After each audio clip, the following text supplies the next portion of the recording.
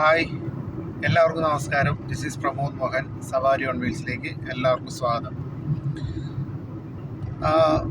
ഞാൻ ഇന്ന് കുറച്ച് കാര്യങ്ങൾ നിങ്ങളുമായിട്ട് ഒന്ന് ഡിസ്കസ് ചെയ്യാൻ വേണ്ടി വന്നതാണ്. അതായത് എൻ്റെ മനസ്സിലെ കുറേ ഡൗട്ടുകളും കാര്യങ്ങളുമാണ്. കുറച്ച് കാര്യങ്ങൾ നമ്മളിങ്ങനെ നമ്മുടെ ചുറ്റുവട്ടത്ത് കാണുന്ന യാത്രയായിട്ട് ബന്ധപ്പെട്ടിട്ട് നമുക്ക് ഉള്ള കുറച്ച് കാര്യങ്ങൾ. അപ്പോൾ എൻ്റെ ചില സംശയങ്ങളും ചില ചോദ്യങ്ങളും നമുക്ക് എത്ര ആലോചിച്ചിട്ടും അതിനൊരു ഉത്തരം കിട്ടാത്ത ഒരു കാര്യങ്ങളുമാണ്. അതിൽ ഇപ്പം ഒന്നാമത്തെ കാര്യം, നമ്മുടെ ഇപ്പോഴത്തെ ഈ ഒരു സാഹചര്യം, ഇപ്പോൾ നമ്മുടെ കർണാടകയിൽ ആക്സിഡൻറ്റ് നടന്നു. അതിൽ ആ ഒരു ഭാരത് ബെൻസ് വണ്ടിയിൽ പിന്നെ GPS കാര്യങ്ങളൊക്കെ ഉണ്ടായിട്ടുണ്ട്. അപ്പോൾ അങ്ങനെ ഉണ്ടായ സ്ഥിതിക്ക് അത് കറക്റ്റായിട്ട് ആ ലോറി ലൊക്കേറ്റ് ചെയ്യാൻ സാധിച്ചിട്ടില്ല. അപ്പോൾ അതിന് ഉള്ള ടെക്നിക്കലായിട്ടുള്ള ഒരു റീസൺ എനിക്ക് തോന്നുന്നത് ഇതുവരെ കമ്പനി കൊടുത്തിട്ടുണ്ടാവില്ല എന്ന് തോന്നുന്നു. അത് ന്യൂസിൽ എവിടെയും പറഞ്ഞു കേട്ടിട്ടില്ല. നമ്മുടെ റിപ്പോർട്ടർ ചാനലൊക്കെ ഒന്നാമത്തെ ദിവസം മുതൽ, അതായത് എപ്പോഴാണ് 18-ാം തീയതി മുതൽ അല്ലെങ്കിൽ 19-ാം തീയതി മുതൽ ആക്റ്റീവായിട്ട് അവിടെ ഉണ്ട്. പക്ഷേ ഈ ഒരു ന്യൂസ് എവിടെയും കാര്യമായിട്ട് പറഞ്ഞു കേട്ടിട്ടില്ല. പിന്നെ അതുപോലെ നമ്മുടെ കേരളത്തിലേക്ക് വരുമ്പോൾ നമ്മുടെ MVD ഈ പറഞ്ഞ ഒരു GPS ട്രാക്കിംഗ് സിസ്റ്റവും കാര്യങ്ങളൊക്കെ ആ വണ്ടിയിൽ ഇൻബിൽട്ടായിട്ട് ഇപ്പോൾ പുതിയ വണ്ടികൾക്കെല്ലാം വരുന്നുണ്ടാവും. അതുകൂടാതെ ഡ്രൈവർ ഉറങ്ങിക്കഴിഞ്ഞാൽ, കണ്ണടച്ചു കഴിഞ്ഞാൽ അലാറം അടിക്കുന്ന പല സിസ്റ്റവും പുതിയ വണ്ടിയിലും കാര്യങ്ങളിലെല്ലാം ഉണ്ട്. അപ്പോൾ ഇത്രയധികം ടെക്നോളജി വളർന്നിട്ടും ആ ഒരു GPS-ൻ്റെ ഒരു ഇത് നമ്മുടെ നാട്ടിലെ MVDക്ക് അത് ലൊക്കേറ്റ് ചെയ്യാൻ പറ്റിയിട്ടില്ല എന്നുണ്ടെങ്കിൽ അത് ചിന്തിക്കേണ്ട ഒരു കാര്യമല്ലേ. അതിന് അത്യാവശ്യം മോശമില്ലാത്തൊരു പൈസ, വണ്ടി ടാക്സും മറ്റും ഇതൊക്കെ, ഇൻഷുറൻസ്, ടാക്സ്, രജിസ്ട്രേഷൻ, ഫാസ്ടാഗ്, അത് ഇതെന്ന് പറഞ്ഞിട്ടുള്ള കുറേ കാര്യങ്ങളെല്ലാം ചെയ്തതിന് ശേഷവും ഈ ഒരു എമൗണ്ട് കൊടുത്തിട്ടാണ് ഈ GPS-ൻ്റെ കാര്യം ചെയ്യുന്നത്. അത് രണ്ട് രീതിയിലുണ്ട്. ഇപ്പോൾ കർണാടകയിൽ പോകുന്ന വണ്ടികൾക്ക് വേറെ, മറ്റ് ഇതിലൊക്കെ ഓടുന്ന വണ്ടികളുണ്ട്, മണ്ണ് ഇങ്ങനെയുള്ള ജിയോളജീൻ്റെ ഒരു GPS വേണം. അങ്ങനെ രണ്ട് ടൈപ്പ് സാധനങ്ങളൊക്കെ ഉണ്ട്. അപ്പോൾ നമ്മൾ ഒരു അപകടം അല്ലെങ്കിൽ അതിന് സംബന്ധിച്ചിട്ടുള്ള കാര്യങ്ങളും ഒക്കെ നടക്കുമ്പോഴായിരിക്കും നമ്മുടെ ഉള്ളിലെ കാര്യങ്ങളൊക്കെ ഉണരുന്നത്. അതിപ്പം പറഞ്ഞു കഴിഞ്ഞാൽ കേരളത്തിലേക്ക് വരുമ്പോൾ നിങ്ങളൊന്ന് ആലോചിച്ച് നോക്കുക. നമ്മൾ റോഡിൽ കൂടി നമ്മൾ പോകുമ്പോൾ എത്രയോ വണ്ടികൾക്ക് നമ്മുടെ നാട്ടിൽ ഈ കൂളിംഗ് ഒട്ടിക്കുന്നത്, ലൈറ്റ് വെക്കുന്നത്, അല്ലെ, ഹൈ ബീം LED ലൈറ്റുകളൊക്കെ വെക്കുന്നത്, ഇങ്ങനത്തെയുള്ള മോഡിഫൈ ചെയ്യുന്നത്, ഇതൊക്കെ നിയമപരമായിട്ട് പ്രശ്നമാണല്ലോ. പിന്നെ MVD വന്നിട്ട് പിടിക്കുന്നുണ്ടല്ലോ. വീട്ടിൽ കിടക്കുന്ന വണ്ടികൾ പോലും എടുത്തിട്ട് പോകുന്നില്ലേ. അപ്പോൾ അങ്ങനെ സംഭവിക്കുമ്പോൾ ശരിക്കും ഇപ്പോഴും എത്ര വണ്ടികൾ റോഡിൽ, നിങ്ങൾ ഓരോരുത്തരും ഒന്ന് ശ്രദ്ധിച്ചു നോക്കിയോ, എത്ര വണ്ടികൾ റോഡിലുണ്ടാവും ഇപ്പോഴും? ഇന്നേ ദിവസം വരെ എത്ര വണ്ടികൾ ഓടുന്നുണ്ട്? ഞാൻ എത്രയോ വണ്ടികൾ കണ്ടിട്ടുണ്ട് കൂളിങ് കറക്റ്റായിട്ട്, അതായത് ചെറിയ ടിൻറ്റഡ് എന്തോ പോയിന്റ്, അത് അതിന് പെർമിസിബിൾ ആണത് എന്നാണ് എൻ്റെ ഒരു അറിവ്. പക്ഷേ നല്ല രീതിയിൽ ബ്ലാക്ക് ചെയ്തിട്ടുള്ള കൂളിങ് ചെയ്തിട്ടുള്ളത് എന്തായാലും നിയമം അനുസരിച്ച് ചെയ്തേക്കുന്നതല്ലല്ലോ. അപ്പോൾ അത് ചെയ്തിട്ടുള്ള എത്ര വണ്ടികളുണ്ട്? അപ്പോൾ നമ്മുടെ നാട്ടിലെ നിയമം, ഇത്രയും നിയമങ്ങൾ ഉണ്ടായിട്ടും ഇപ്പോഴും ആൾക്കാർ അത് ചെയ്യുന്നില്ലേ?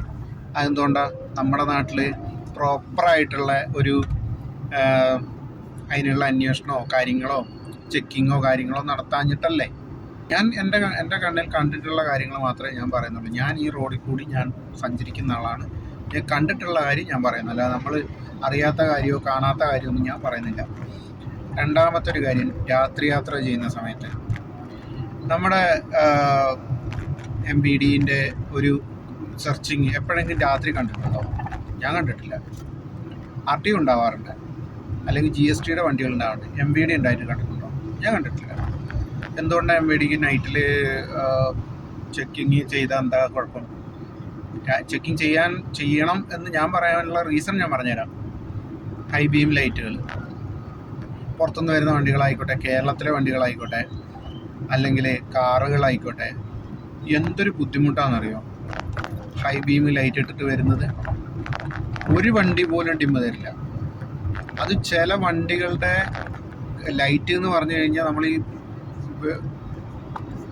ഇടിമിന്നൽ വെട്ടിയാൽ ഉണ്ടാകുന്ന ലൈറ്റ് ഉണ്ടാവില്ലേ, അങ്ങനത്തെ ലൈറ്റാണ് ആ LED ആ ഒരു ലൈറ്റ്. ഭയങ്കര ഇപ്പം ലക്ഷറി വണ്ടികൾക്കൊക്കെ ഓക്കെ, അല്ലാത്ത വണ്ടികൾക്കോ അതിങ്ങനെ അടിച്ചിട്ട് ഒന്ന് ലോ ബീം ചെയ്യുക, അതില്ല, ഹൈ ബീമിൽ അങ്ങനെ ഇട്ട് തരും.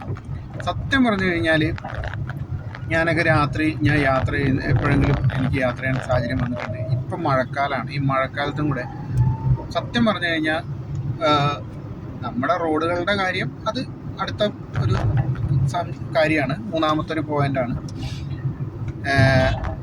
റോഡിൽ പല സ്ഥലത്തും സൈഡ് ഒരു ലൈൻ ഉണ്ടാവില്ല, വൈറ്റ് ലൈൻ ഉണ്ടാവില്ല. അപ്പോൾ എന്താണെന്ന് വെച്ച് കഴിഞ്ഞാൽ നമ്മളിങ്ങനെ വണ്ടി പിടിച്ചിട്ട് ഇങ്ങനെ സൈഡ് പിടിച്ചപ്പോൾ ആ ലൈറ്റ് നോക്കി കഴിഞ്ഞ് കഴിഞ്ഞാൽ നമ്മൾക്ക് കണ്ണ് ഇതാവും, നമുക്ക് വണ്ടി ഓടിക്കാൻ പറ്റില്ല, കംപ്ലീറ്റ് ബ്ലാക്ക് ഔട്ട് ആയിട്ട് ഒന്നും ചെയ്യില്ല. അപ്പം സ്വാഭാവികമായിട്ടും വണ്ടി ഓടിക്കുമ്പോൾ ഇനി ഇപ്പം നമ്മൾ 60-ലോ അല്ലെങ്കിൽ ആ ഒരു സ്പീഡിലാണെങ്കിൽ പോലും നമ്മൾ എങ്ങനെ ഒരു ലെഫ്റ്റിലേക്ക് ഒന്ന് വണ്ടി ഓടിക്കും, ഒന്നും കാണാനുണ്ടാവില്ല. മഴയും കൂടെ ആണോ റോഡ് പോലും കാണും, റോഡ് ഏതാ വെള്ളം ഏതാ പറമ്പ് ഏതാണെന്നൊന്നും മനസ്സിലാവാത്ത രീതിയിൽ ഇടിക്കട്ടെ ചത്താ ചാവട്ടെ എന്ന് വിചാരിച്ചിട്ടാണ് വണ്ടി ഓടിക്കുന്നത്. സത്യസന്ധമായിട്ട് പറഞ്ഞാൽ കാര്യം എന്ന് വെച്ച് കഴിഞ്ഞാൽ നമുക്ക് ഒന്നും കാണില്ല, അവർ നമ്മളെ കൊല്ലാൻ വരുന്ന പോലെയാണ് വരുന്നത്.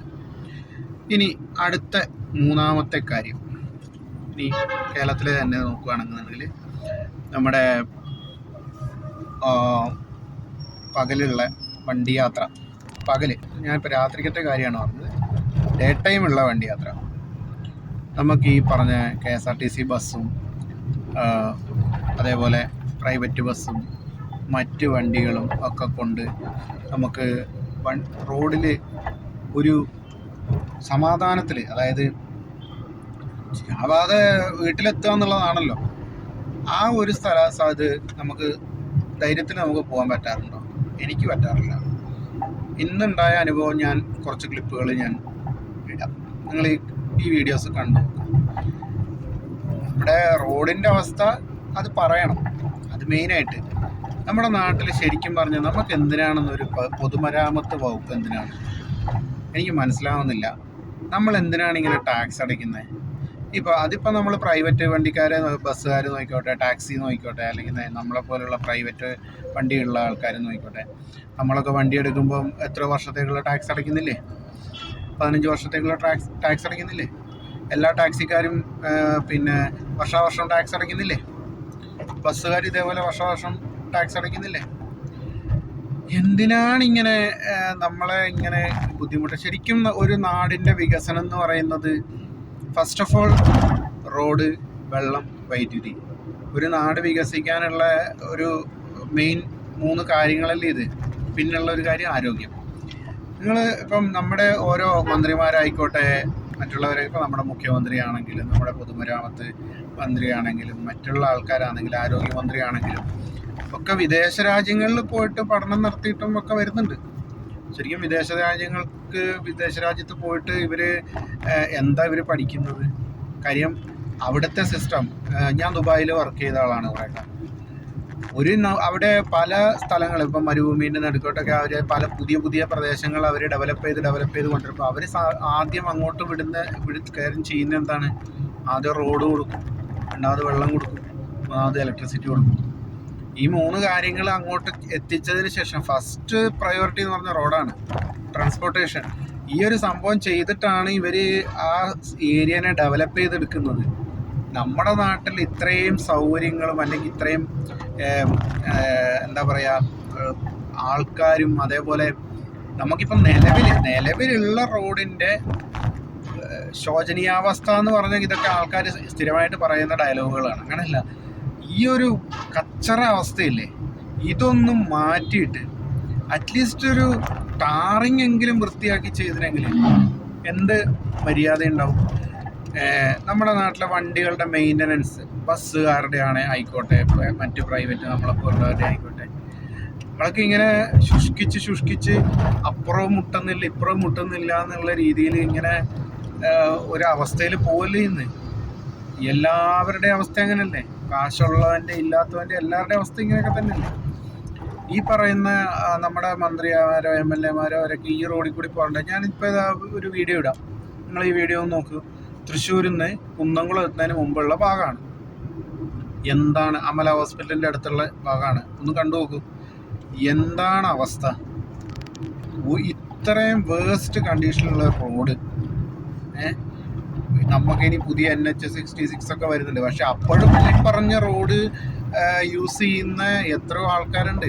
ശരിക്കും എന്തിനാണ് നമ്മുടെ നാട്ടിലെ ഒരു സിസ്റ്റം, നമ്മുടെ നാട്ടിൽ എന്തിനാണ് ഇങ്ങനൊരു മന്ത്രിസഭയോ അല്ലെങ്കിൽ നമ്മുടെ പിന്നെ എന്താ പറയുക, ഇപ്പോൾ നിലവിലുള്ള മന്ത്രിസഭയെ കുറ്റം പറയുന്ന ഒന്നുമല്ല ഞാൻ. അങ്ങനെ ഒരു രാഷ്ട്രീയപരമായിട്ട് ഇതിനെ ആരും ചിത്രീകരിക്കരുത്. ഞാൻ ഇപ്പോൾ കേന്ദ്ര ഗവൺമെൻറ്റിൻ്റെ ആയിക്കോട്ടെ, അല്ലെങ്കിൽ നമ്മുടെ എതിർ പാർട്ടി ആയിക്കോട്ടെ, ഭരണ പാർട്ടി ആയിക്കോട്ടെ, ഇതൊന്നും എല്ലാ പാർട്ടിക്കാരും ജനം എന്ന് പറയുന്ന ആൾക്കാർ നോക്കുമ്പോൾ നമുക്ക് ആരാണ് എന്താ ചെയ്തു തരുന്നത്, നമ്മളെപ്പോലുള്ളവർ എന്താണ് അനുഭവിക്കുന്നത്. അപ്പോൾ ശരിക്കും ഈ റോഡിൻ്റെയൊക്കെ അവസ്ഥ എന്താണ് നമ്മുടെ നാട്ടിൽ? ഇപ്പം സിംപിളി പറഞ്ഞു കഴിഞ്ഞാൽ നമ്മൾ ഇപ്പോൾ KSRTC ബസ്സിനെ നോക്കുക. ശരിക്കും KSRTC ബസ്സിൽ ഒരു തകരപ്പാട്ട കൊണ്ട് ഇങ്ങനെ അടിച്ച് സ്ക്രൂ ചെയ്തിട്ട് വെച്ചിട്ട് അവിടെ ഇവിടെയും വെൽഡിങ്ങും ചെയ്ത് വെച്ചിട്ടുള്ള ഒരു സംഭവം. നമ്മുടെ നാടിൻ്റെ ആ ഒരു സ്റ്റാൻഡേർഡ്, കേരളം എന്ന് പറഞ്ഞു കഴിഞ്ഞാൽ എല്ലായിടത്തും മലയാളികളുണ്ട്. നമ്മുടെ കേരളത്തിൻ്റെ ഒരു ഇപ്പോൾ ഇന്ത്യയിൽ തന്നെ കേരളം പോലൊരു സംസ്ഥാനം ഇന്ത്യയിൽ എവിടെ ഉണ്ടാവില്ല. അതെന്താ അങ്ങനത്തെ എന്താണെന്ന് വെച്ച് കഴിഞ്ഞാൽ ഇങ്ങനെ പാക്ഡാണ് നമ്മുടെ നാട്. അത്രയും ഡെവലപ്ഡ് ആണ്, ആൾക്കാർ അത്രയും എഡ്യൂക്കേറ്റഡ് ആണ്.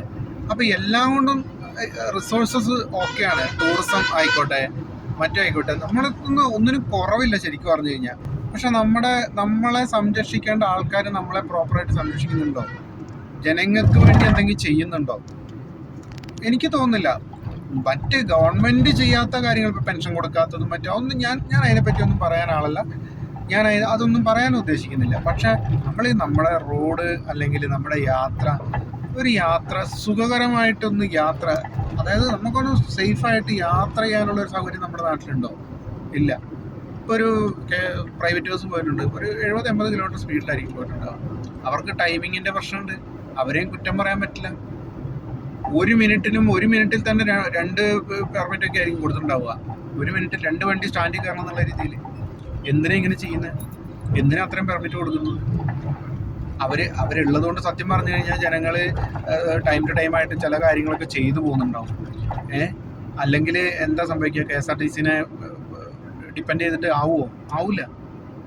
പല വണ്ടികളും വഴി കിടക്കും, അല്ലെങ്കിൽ കുറേ എണ്ണം ഉണ്ടെങ്കിൽ ഇപ്പം അവർക്ക് മര്യാദയ്ക്ക് ശമ്പളം കിട്ടുന്നില്ല. സത്യം പറഞ്ഞു കഴിഞ്ഞാൽ നമ്മുടെ നാടിൻ്റെ ഒരു അവസ്ഥ ആലോചിക്കുമ്പോണ്ടല്ലോ, എന്താണിത്? ഏത് കാലത്തും നന്നാവും? എപ്പോൾ ശരിയായിട്ട് നമുക്കൊരു ഇതായിട്ട് ജീവിക്കാൻ പറ്റും? ഒന്നുമില്ല. ഇതൊന്നും ഒരിക്കലും നേരെയാകാൻ പോകുന്നില്ല. അതിന് വേറൊരു കാര്യം, തലേൻ്റെ മുകളിൽ ഇനിയിപ്പോൾ മഴക്കാലമാണ്, എൻ്റെ പൊന്നു സാറന്മാരെ വല്ല കുടയും കൊണ്ട് കൊടുക്കുക. അവിടെ കുറേ പിന്നെ ക്യാമറയൊക്കെ മഴയിൽ നനഞ്ഞ് കിടപ്പുണ്ട്. എത്ര കോടിയാണല്ലേ, എന്ത് കാര്യം? ഇതൊക്കെ ആര് കാണാൻ, ആര് നോക്കും?